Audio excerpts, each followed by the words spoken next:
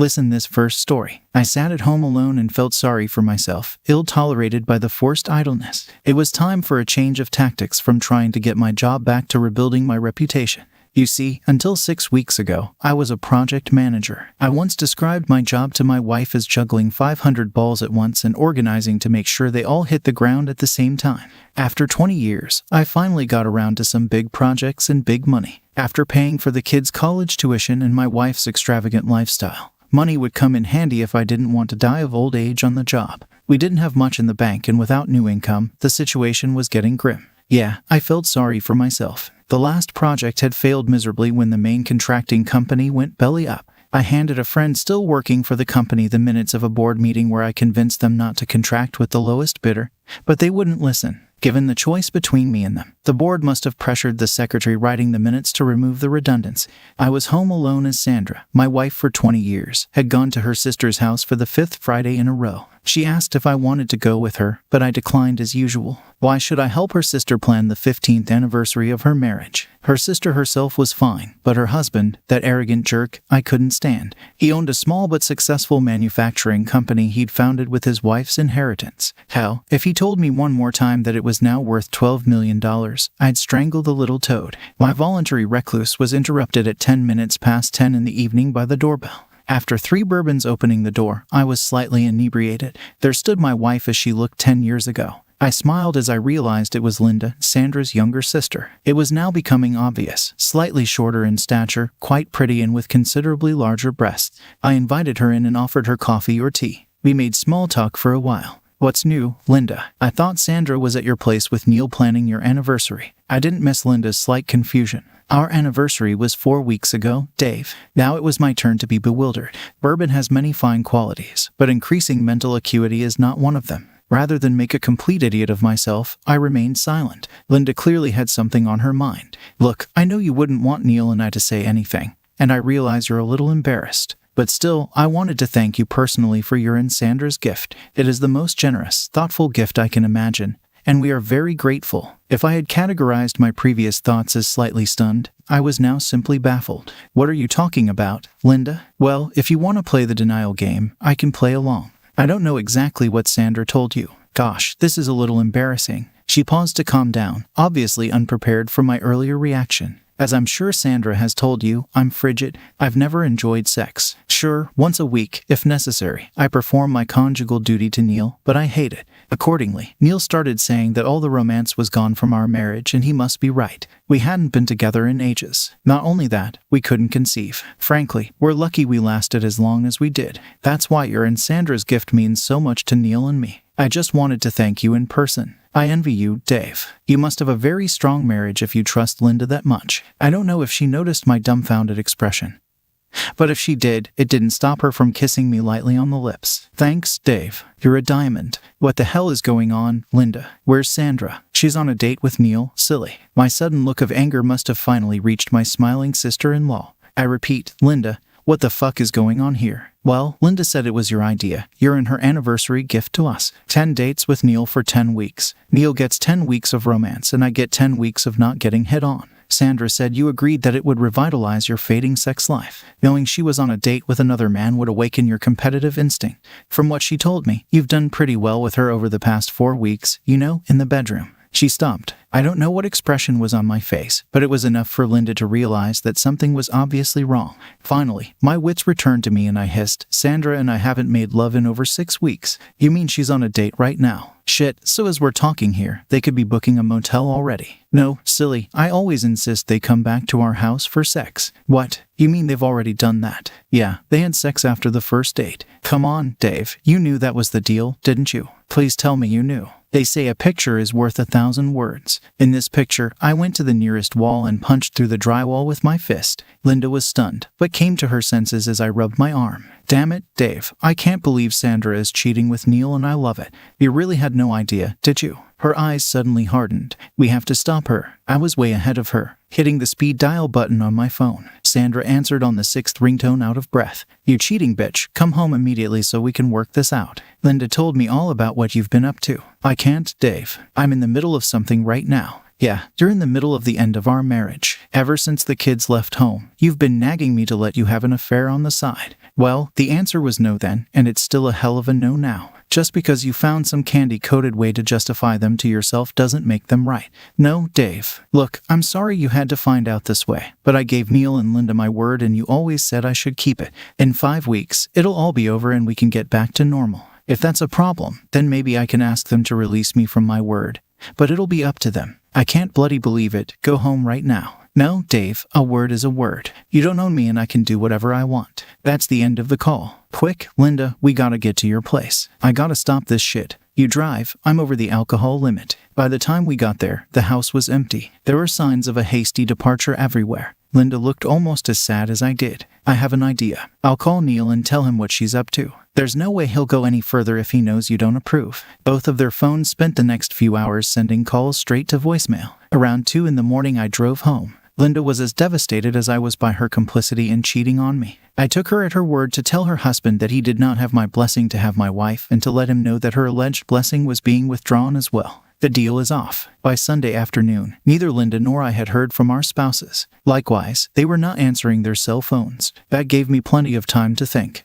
What else was I supposed to do if sleep was out of the question? Where had our marriage gone off the rails? As far as I knew, we had a normal, healthy union. Nothing indicated that it was headed for that derailment. By Sunday afternoon, I realized that by waiting at home like a petitioner, I was making myself feel helpless. I packed a couple bags and moved to a motel. I didn't hear from anyone until Monday afternoon when Linda called. Dave, Neil came back last night. I asked him where he had been and he said that after you called Sandra on Friday night, they moved into a motel. Dave, Neil heard everything when you called. He already knew you weren't part of the plan. I asked him why he did it and he said she was quiet and started sobbing. He said I was a dead log and that he wasn't going to turn down the chance to get a quality ass like Sandra. Dave, that's so hurtful, but I made him promise not to see Sandra again. I recorded the whole conversation on my phone in case you didn't believe me. Of course I believe you, Linda. Anyway, keep the tape, it might come in handy. I also went to see Sandra today. She was horrible too, saying if I was a decent woman, I could keep my husband under control.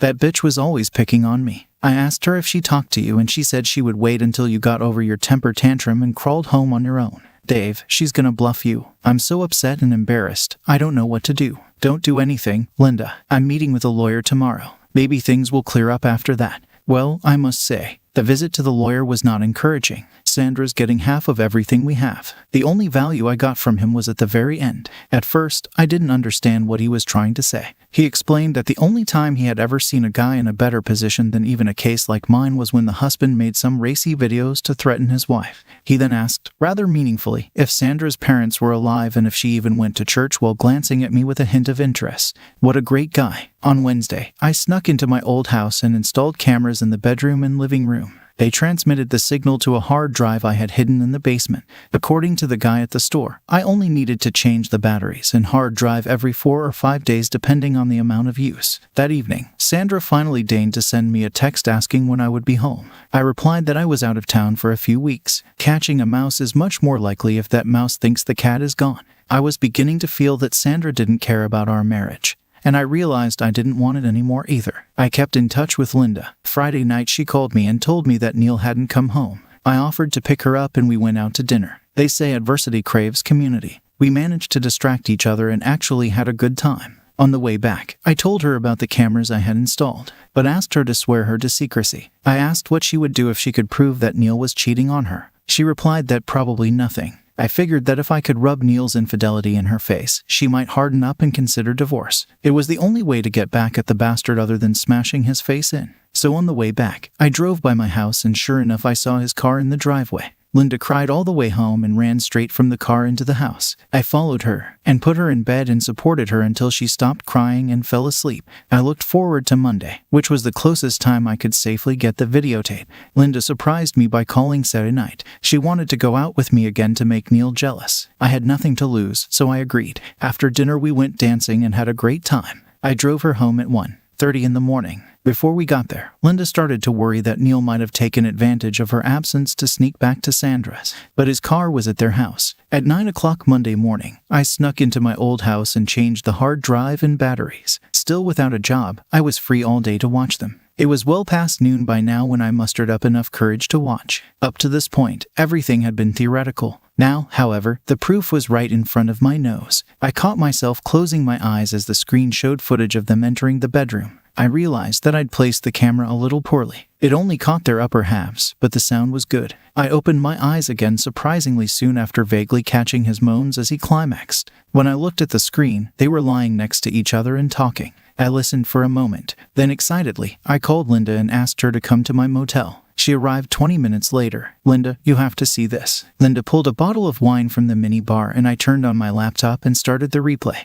I started at the point where Sandra and Neil began their post-coital conversation. "When are you going to service my bimbo sister, Neil? It would be great if we could have a wedding in the spring. My attorney is going to file on Monday to have her served on Tuesday or Wednesday. I don't want to procrastinate too long. If she manages to get proof before then, I'll have failed my prenup. Don't you feel sorry for that naive bitch? No, I've stayed with the frigid bitch long enough. Do you know what it's like trying to stay aroused when the other person just lies there and stares like they hate every moment of it?" Sandra grinned oddly, but said nothing. "What about you, Sandy? Don't you feel anything for Dave? I wish you hadn't asked that." "Yeah, I feel bad. He's been a wonderful husband and father, and he's great in bed. But it's time to change him. He's already unsuccessful. And you're successful, honey. To hell with him, to hell with both of them." Linda was desperate. I put my arm around her and stopped her from pouring a third glass of wine. She sobbed for a long time. I knew how she felt. I had felt the same way 10 days ago. Finally, she calmed down. "Linda, what kind of prenup was Neil talking about? Dad made us sign one before we got married." "What's in it, Linda?" "It's Dad's way of trying to protect my inheritance. If Neil cheats, I get everything. I think we have a copy at home." "Linda, do you realize what this means?" "What, Dave?" "It means that tomorrow or the day after tomorrow, he's going to serve you for irreconcilable differences. He's going to take half your house, half your bank accounts, and half your company. How much money do you have in the bank?" "Last time I checked, almost $2 million. "Wow, now how badly do you want to ruin his life, Linda?" "As much as I can, Dave. What do you suggest we do?" "Well, it seems to me that if you file a countersuit for adultery using my video as evidence, he'll walk away in his underwear and you'll be a very rich divorced woman with a huge bank account, a beautiful home, and a $12 million company. Would you want that, Linda?" Linda laughed, smiling wider than a used car salesman. "Wouldn't the Kennedys be afraid of a gun?" "Marry me, honey, marry me." Having known me for so long, she saw the joke in that and laughed again. We hugged one more time before the mood turned serious. Linda asked, "Are you sure the video is good enough? Have you watched it all?" After I admitted to closing my eyes during the rough episodes, Linda insisted we watch it together. She took my hand to help me through it. As for the scenes, it was a complete failure. The screen showed my darling wife and Neil stripping naked. Without any attempt at foreplay, Neil took her right in the missionary position. The quality was good enough to see her frowning in discomfort. I almost choked when after about a minute and a half, she even looked at the clock behind his back. I paused the video. "Linda, is it typical for Neil to act like that?" I can only assume you were a virgin when you got married, am I right?" "Of course, Dave. At the risk of invading your privacy, I'm going to ask you this though. Lynn, how long is Neil's, his equipment?" "About this long," she pointed, spreading her thumb and forefinger apart. "No, I mean when it's working." "That's when it's working." I couldn't help but laugh. "Well, Lynn, I think I've solved another one of your problems. Without foreplay, with technique like his, and with such a small instrument, it's no wonder you don't enjoy sex. You see, Linda, I don't think you're frigid at all." "That would be fantastic, Dave. Maybe I should go to the doctor and get some tests done." I stood up and gave her a hug, then exhaled into her ear. "Let Dr. Dave see what he can find." Linda's moan started 30 seconds later while I was still kissing her neck. They didn't stop until 45 minutes later when the screaming began. As she sank into an exhausted but satisfied sleep, I slipped out of the house to bring us both lunch. When I returned, Linda was just getting out of the shower. She had a very nervous expression on her face. It soon disappeared as I kissed her deeply and for a very long time. This time I resisted her hands pulling on my head and made love to her as it should be. I don't claim to be a Casanova with a tremendous gift, but she didn't seem to have any complaints. We spent the rest of the afternoon and all evening kissing, caressing, and talking. The next day, Linda secured an emergency meeting with her attorney. Armed with my video and 2 statements, he began to draw up the paperwork. That afternoon and all evening, Linda and I played Scrabble. Honestly, guys, what did you think we were doing? Linda had the task of catching up. I've learned that there are some positions that just aren't for her. No matter how hard I tried, I just couldn't drown out her screams, even with a pillow. Both of our phones rang frequently for the second night in a row, but we ignored them. Wednesday morning, Linda called Neil and said she would be home all day, and at 3:15 p.m., there was a knock on the door. I opened it and saw a young guy in a suit. "Please come in, we've been expecting you. Linda's in the bathroom. Would you like some coffee?" Slightly stunned, he machine agreed and walked in. "Linda," I called out, "the court messenger is here with your divorce papers." While waiting, we chatted for a while. He turned out to be quite a nice guy. His name was Phil. We were halfway through our coffee when Linda showed up. You know women. And in the bathroom, she came up to Phil. Yes, I'm Linda Winters. You have just what I need." After Phil did his official business, we chatted some more. Turns out it was a pretty shitty job, but it paid well. He declined a second cup and thanked us for such a unique experience. Unexpected, but enjoyable. Linda took one of his business cards. Suppressing the urge to laugh, we left the envelope on the table unopened, heading back to the motel again. That evening I waited for Sandra when she returned from work. At the same time, I took the opportunity to change the hard drive and batteries. I stopped her pathetic apologies and immediately began showing her the edited highlights of her home video. She reacted with fury when I suggested that when she handed me the divorce papers, she better be damn generous to me or the video would become very public. She kicked me out. Her carefully thought-out plan went off the rails and collapsed with a resounding crash. The next day, Linda, me, and our new buddy Phil were waiting for Neil when he got home. Phil was enjoying it too. I stayed while Neil packed, always being between him and Linda. I couldn't wait for him to try something, and he understood that. 65 minutes later, he was gone. And another 35 minutes later, all the locks were changed. Bank and business accounts were frozen by then. Answering Sandra's call at 9 p.m., I was slightly embarrassed by her friendly tone. She said she just wanted to apologize in person for how horribly she had broken up our marriage. And could I please stop by her house to do so? For old time's sake, I headed home. No one answered my knock and I tried the door. It was unlocked. I could hear Sandra's cries of passion echoing up the stairs. Playing along, I walked over and peeked into our bedroom. I realized with relief that I felt nothing but contempt for what I was seeing. Half a minute later, Sandra pretended she had just noticed me. "You won't miss this, will you, Dave? Don't worry about me. Now I have a real man to satisfy me. Don't worry, dear. Thanks to that pencil tool, your sister is a much better person." Ignoring the profanity and hurled objects, I hurriedly retreated wondering what it all meant. My first task at my new job the next day was to fire my predecessor. Starting with her money, the company was registered to Linda. Neil should have known his company had a strict moral code, but he did the damn thing anyway. Knowing absolutely nothing about production, I spent all morning talking to senior staff and appointing an interim manager. I had their full support. Like many men with small tool syndrome, Neil was not a pleasant character. I was just finishing up with the essentials when I was arrested. As it turned out, for assaulting Sandra Brown and Neil Winters, I couldn't help but admire this strategy that explained what had happened the previous evening. It was a little embarrassing to be looked at the police station as someone who beat his wife. I got out on bail that same day using almost all of the savings I had in my bank account. I was mildly surprised that Sandra hadn't cleaned it out yet. The next day I was served with a restraining order against approaching Sandra, Neil, and my old house. It was in effect for 6 months. While the lawyers went about their business, I moved in with Linda. The sex was mind-blowing. Linda was trying to make up for lost time. With my lips pressed tightly together, I accepted the shame of extramarital sex. We weren't interested in what our exes were up to, even though we'd heard they were no longer together. Sandra might have been willing to put up with his little boyfriend for a rich man, but not for a pauper. 3 months later, Linda's divorce was the first to surface. Neil didn't try to fight it, but he certainly fought the infidelity charge tooth and nail. He tried to argue that since the sex between him and Sandra was with Linda's full consent, it was not cheating. This was testified to by both Sandra and him. I, of course, testified in Linda's favor that we both asked them to stop when I found out about it, and Linda discovered that I was not a willing participant. I can't tell you how proud I was of Linda that day. She managed to tell the whole story about her alleged fragility with her head held high and later discovered it was all due to Neil's tiny equipment and his selfie technique.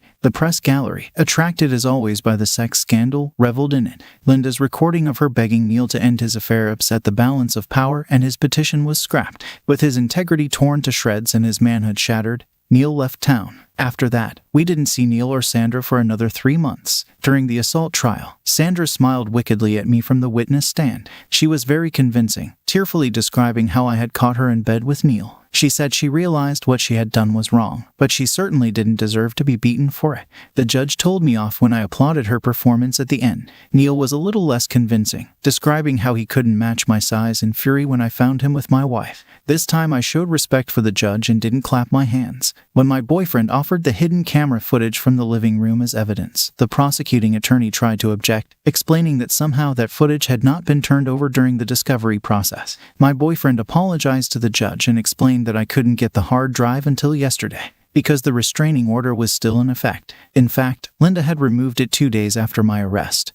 But my boyfriend didn't know that. I watched Sandra and Neil's faces as they watched the drama unfold on the screen. This time I had the camera set up correctly. The screen clearly showed them scheming at the kitchen table after I left. They were smart enough to take the camera off in the bedroom, but I don't know if they didn't think to look for another one or if they just didn't find one. After a lengthy discussion in front of a silent courtroom, Neil wrapped a towel around his arm and knocked Sandra to the floor. She, well done, just got up and prepared for round 2, where she brought the frying pan down on Neil with relish. "And you shouldn't have been first, Neil." The courtroom exploded. And so it was with great difficulty that I heard the case against me being dismissed and the judge yelling at the bailiff to arrest him. There are 2 crimes judges hate: contempt of court and perjury. Judges work hard to get where they are, and these criminals are framing the court and therefore holding themselves in contempt. Of course, I could have released the video earlier and charged them with conspiracy to pervert justice or perjury, but I didn't. Linda and I agreed that their mean and arrogant treatment of us deserved a stronger response. By the time I had cleared my name with the waiting reporters, the police chief wanted to talk to me. He apologized for my wrongful arrest. I immediately forgave him and we chatted for a few minutes. And as soon as we were done, they let Sandra go. She headed toward Linda with obvious malice. I stepped between my former lover and my current lover. "Sandra, you wouldn't hit a pregnant woman,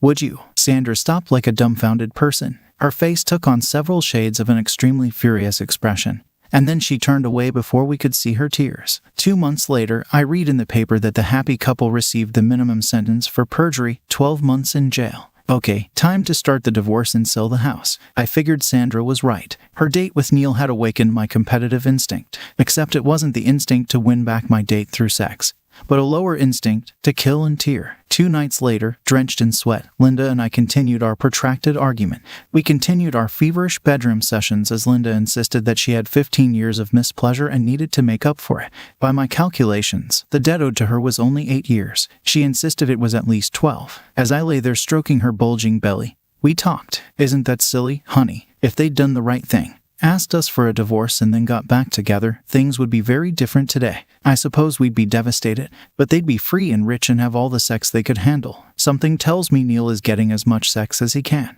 They say this dork can be very persistent. Now shut up and let's try to make up for 12 years. 8, you insatiable. And yesterday, what would you like to do for our 15th anniversary, Dave?" "Nothing, sweetheart, absolutely nothing." Second story. At the age of 19, I confessed to my husband, Liam, about acts of infidelity. Liam was my high school sweetheart, my first real love. Our relationship took a turn after a couple of years when I secured a job in tech following graduation, while he began the application process to join the armed forces. During his basic training, my career was thriving, and I was oblivious to the chaos that would ensue after meeting someone new. My ex-boss, Dylan, 8 years my senior and attractive, became an unexpected factor. Though I wasn't married to Liam at the time, we were still dating, and I developed a crush on Dylan. Liam occasionally visited me at work, and I noticed Dylan finding reasons to be close to me. Liam expressed feeling that Dylan was attracted to me, and it made him uncomfortable. Despite Dylan being in a relationship and me barely knowing him, I didn't think much of it at the time.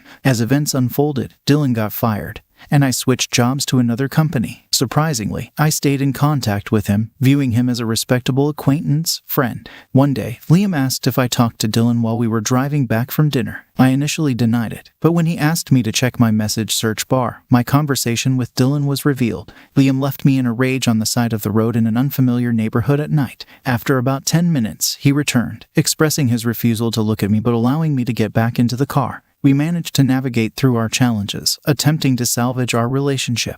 I made sincere efforts to convey that my feelings towards him had dissipated. However, the situation took a turn for the worse, largely due to my own actions. Liam and I have struggled in our relationship, marked by hurtful words and deceit, reaching a point that could be described as verbal and emotional abuse. Several months ago, I inexplicably unblocked Dylan, and we decided to meet up for a meal. Unbeknownst to me, he planned to make a stop at his house on the way. a detail he revealed only after we had been in his car for quite some time. He explained that he needed to change shirts since he was still in his work uniform. While at his house, waiting in the living room as he changed, I felt an overwhelming sense of guilt. We opted for Taco Bell as IHOP was crowded, and upon returning to his house to eat, he attempted to be physically close and affectionate.